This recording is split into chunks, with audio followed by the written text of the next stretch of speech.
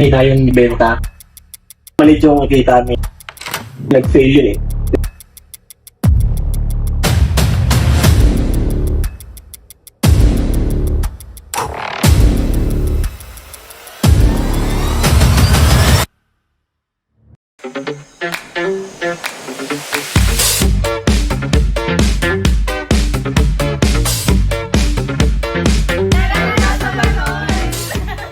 Good afternoon po, sir. Thank you for allowing us to interview you. About saan po yung business ninyo?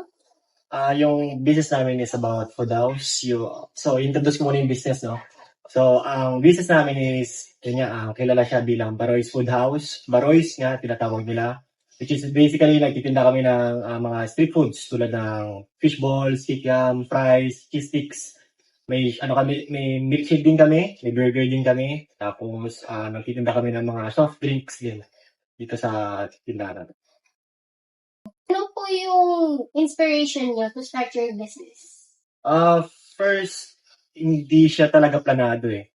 Yung plano nung una is magtitinda din kami ng parang grocery, hindi pala. Parang mga, Sari-sari store. hindi. Parang mga isda, ganon. Which is, dati kasi nagtinda na rin yung parents ko ng isda dati. And yun nga, dadagdagan namin ng mga gulay. Pero, nag-switch ng plan, napag-isipan namin na what if i-try namin mag street foods tulad nga nito na kasi wala pa nagtitinda dito basically ng mga ganitong pagkain eh. So na pag-isipan namin na magtinda ng food tapos ito street foods. Yung inspiration wala, trip lang. Parang ano lang po, yung parang na-inspire lang kita, parang gusto nyo lang po. Okay. So, next question po is, before po kayo mag-start na gawin itong business na to, meron po ba kayong other businesses before this one?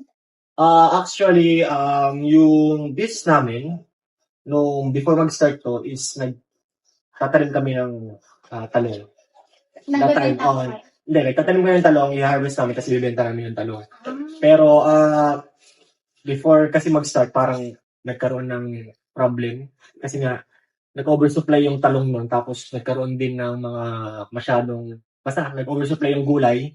And basically, yung business namin na pagtatalong is natigil. Kasi mahina yung benta. Hindi naman mahina yung benta. Marami nang masyadong sakta. Kaya medyo malit yung kita ng pagtatalong. Pero ayun nga, thank God kasi may tayo namin coverage. So, ano po yung experience ninyo na nakuha niyo po doon sa past business niyo? Marami kaming nakuha ang lesson kasi nga, yun nga, basically nag-fail yun eh. Yung business na yun eh, kasi natigil. So, wag masyadong, yun, magpadala sa emosyon, sa pagdesisyon, kapag nagbebenta, dapat, logical ka, hindi ka magbibigay sa emosyon. Tapos, yun lang, wag tumigil. Yun lang, gawin lang ng gawin. Yun po yung parang ginamit ko to take this business. So, next question po is, if you don't mind me asking, ano po yung initial capital ninyo for starting your business? Okay lang po kahit hindi nyo kasalo. Okay. Bibigyan na lang kita ng range kung magkano. Around 100 to 200K yung nagastos ng business. Kasi ang pagpapagawa nitong pwesto ay medyo malaki. Tapos yung mga gamit dun sa loob, ref, yung lutuan, etc. Tapos yung laman nung tindahan. Siguro around yun nga, yung laman ng tindahan around 20,000 yung initial na nailagay namin sa tindahan. Kasi noon may mga pa kami, beverages, yung mga alak. Pero nung taglaon, tinigil namin yung alak. Ano po yung ginamit ninyo? Personal funds or savings niyo po ba? Or parang may pinagkuha na? Okay, so ikukwento ko yung pinagmulan ng capital ng business namin. Una kasi, yung kuya ko, galing siyang abroad.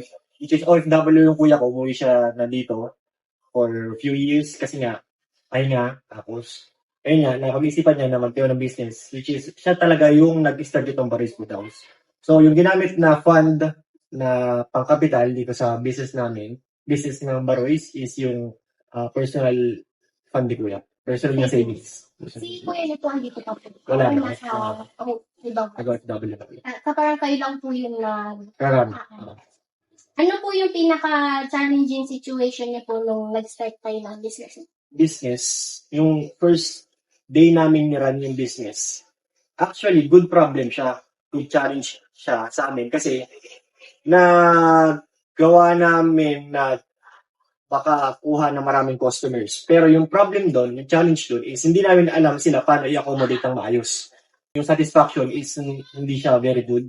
Kasi nga, nabigla kami dun sa dami ng tao na pumunta sa amin. Kasi nga, first time mag-launch ng ganitong business sa barangay na to. So, tinao siya. Yun nga, sobrang daming tao. Hindi namin accommodate yung tao ng gusto, ng magandang service. Hindi niyo po in-expect. Oo, hindi namin ang expect lang namin kasi nung that day pa isa-isa lang. Kasi nga which is ano lang pag-start lang oo. So akala namin isa-isa bigay lang kasi hindi namin expect na dito parang kailangan din pala nila ng field trip yung pagkukuha ng pagkain. So, next question po is, ano po yung difference ninyo sa other competitors ninyo sa business ninyo? And ano po yung mga strategies na ginamit ninyo? To answer your question, ang pinagkaiba namin sa ibang competitor namin, una may pwesto kami. Yun yung advantage namin sa ibang street food vendor. Kasi yung street food vendor na iba, ayun niya, naka-bike sila, minsan naka-motor, tapos iikot sila dito sa area, which is basically parang sila yung mismo nagbibigay ng service. Nilalagay nila yung service dun sa may customers. Kami naman, ini-accommodate namin yung customers. So, sila pupunta dito, ibigyan namin sila ng magandang accommodation, sisilban namin sila, nilutuan namin sila, tapos, ayun nga, may pwesto dito, may place sila na pagkukwentuhan, or pagtatambayan, or pagjajamingan, ganun. Ayun yung isa sa advantage namin or naiiba dun sa competitor namin. Tapos yung strategies naman, yung pagkakaiba na ginagawa namin strategy, ginagamit namin yung social media para mag-market ng store namin, ng business namin. Kasi nung pandemic, then nag-start yung page, yung Baroy's Food House, elect niyan. Yun, doon nag-start yung pagkuha namin ng customers kasi parang nakakatuwa nga na nakikita yung mukha mo na nandun ka sa mismong page, na bumibili ka, na ina-accommodate ka na maayos. Tapos yun, parang yun din yung parang isa sa magandang ginawa ng kuya ko kasi nga in-start niya yung page na yun. In-upload niya yung mga customers na bumibili tapos yung mga paninda. Yes po, since basically po parang mga teenagers po these days, parang ano sila sa social media. So, sino po yung pino-consider ninyo as biggest competitor ninyo sa business? Para sagutin yung question mo na safe, ang biggest competitor ng store namin is yung sarili namin. Kasi dito naman lahat may karapatan na magtayo ng business, parehas man sa amin o hindi, food man or kahit anong business. Kino-consider na lang namin competitor namin is yung sarili namin, kung paano kami bibigay ng magandang service sa tao, kung paano namin may send sa kanila yung masarap sa pagkain, paano namin may bibigay yung ngiti sa labi nila pagtapos nilang kumain. Ayun, tapos yun, paano pa namin ma-improve tong place ng pinagkakainan nila, paano namin may bibigay yung pinakamasarap na fries, pinakamasarap na burger, pinakamalamig na soft drinks sa kanila. Ayun, tapos yun, maibigay yun, pag kailangan nila entertainment, yan, nandiyan yung video okay, para namin ma-improve pa yung video okay namin, para pag uwi nila ng bahay, masaya sila na yun, pumunta sa Baroy's. Next question po is, ano sa tingin niyo po yung pinaka-impactful decision na ginamit ninyo na nag-contribute po dito sa paglago ng business? Ang sagot ko ay yung start. Yung nag-start lang kami. Yun lang talagang pinaka-impactful na decision na ginawa namin. Nag-start kami ng business out of nowhere na talagang ginawa na lang namin. Yun, kung ano yung naisip namin na gawin na business, ginawa lang namin. Kasi kung hindi namin ni-start, wala rin naman eh. Wala yung Baroy's, wala yung pagkakainan ng mga tao dito, wala yung tindahan, yun nga, wala kayo dito. Ayun, so yung pinaka-impactful na decision is ginawa lang namin. Ginawa lang namin siya araw-araw, consistent, ng paulit-ulit, tapos binibigyan namin yung best namin kada araw. Tapos sabi niyo po, di ba, in-start niyo po ang business ninyo noong pandemic, which is 2020. And naapektuhan po ba yung business ninyo nung in-start niyo po yung around that time? Yes, naapektuhan ng super in a good way. Kasi nung pandemic, ang tanging source ng pagkain ng merienda ng buong Rosario, Dasip, Pangaskasan, is Barois. So, lahat ng tao na gusto mag-merienda, na gusto nila na iba naman, pumunta sila sa Barois. Pumunta sila dito para kumain, para yun nga, mag-enjoy. Kasi dati rin titinda kami ng lomi, ganun. Lomi, tapos marami pa kami tininda dati na wala na ngayon, na tinigil namin. Pero yun nga, malaking impact sa amin yung pandemic in a good way. Kasi baka isipin ng iba na yung pandemic is yung parang negative lang yung naidulot. Hindi. Sa amin, maganda yung naidulot ng pandemic kasi na-start namin ng maayos yung business namin. Tapos, na-run namin siya ng maayos yung pandemic. Okay. So, next question is, paano po kayo nagiging updated sa mga trends and challenges Good question. sa business? Updated kami sa trends, yun nga. Sa social media, din namin nakukuha yung mga dapat namin gawin sa social media. Kung ano yung mga ibang techniques na dapat gawin, pag-market. Basically kasi ang pag-market yung pinaka dapat number one na tinututukan sa isang business. Kasi doon lumalaki yung business, doon nagkakaroon ng kita yung business sa pag-market. Doon nakukuha yung mga customers. So, nakukuha namin yung mga na-update kami sa mga trends din niya sa pag-store sa Facebook, kung ano yung mga bagong technique, bagong TikTok trends, gano'n, kung paano i-videoan, kung ano yung mga music sounds na pwede gamitin sa video, yun.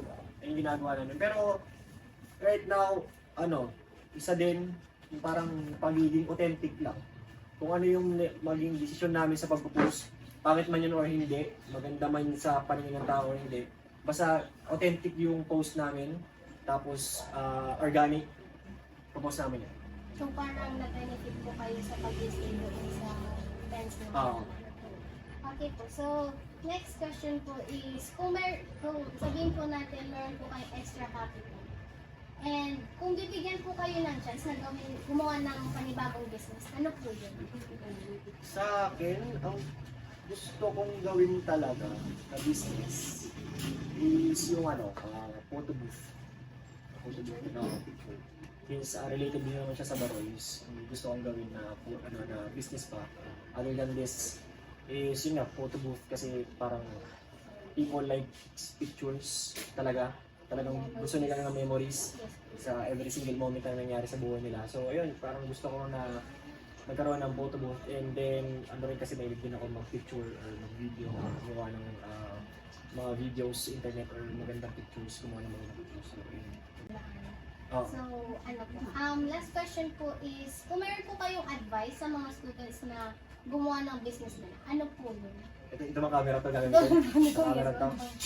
Sa mga student dyan na gusto mag-start ng business, sa mga gustong sumubok, sa mga gustong magnegosyo, ang tanging payo ko lang sa inyo is gawin nyo lang. Wala kayong ibang dapat isipin kundi gawin nyo lang. Dapat gawin nyo lang siya araw-araw, consistent, ibigay nyo yung best nyo, ibigay nyo yung pinaka best nyo sa business na naisip nyo. Tapos kung mag-fail man, huwag kayong tumigil. Kung may mangyari man na masama, tuloy lang, try lang ng try, tapos gawin nyo lang siya araw-araw. Ayun lang. Try and try until you succeed. Tama. So, thank you po kuya. Thank you for Thank you din sa pag-invite sa akin. So, thank you kuya. Thank you po.